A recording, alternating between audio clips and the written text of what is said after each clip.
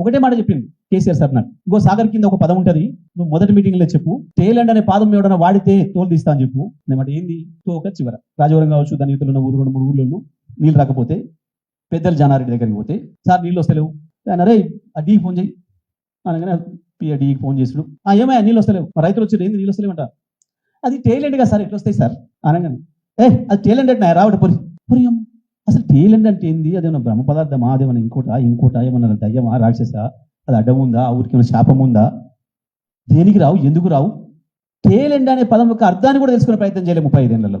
Sir నాకు మొదటి రోజు చెప్పిండు, తెలంగాణకు ఏదో పదాన్ని పడేసారు, అర్థం కాని పదాన్ని టేలెంట్ అనే మాట అంటారు, చెప్పు నువ్వు అని. నేను మొదటి రోజు మీటింగ్ పెట్టా చెప్పిన అందరు, అది మనం టేలెంట్ ఏందిరా, వాడు నూజివీడోడు తోక చివరైతాడు కానీ నేను మొదటి నేను ఎట్లయితే రాజవరం ప్రశ్నించే స్థితి రాలేదు. మొత్తం నల్గొండ జిల్లాలో నీళ్లు వారిన తర్వాత ఖమ్మంలో వారిన తర్వాత మాత్రమే ఆంధ్రకు పోవాలి తప్ప అక్కడికి ఒక చుక్క కూడా పోవడానికి వీలేదు అని చెప్పి, మా పొలాలు వారితే తప్ప చుక్క నువ్వు కూడా కిందికి పోనివ్వము అని చెప్పి.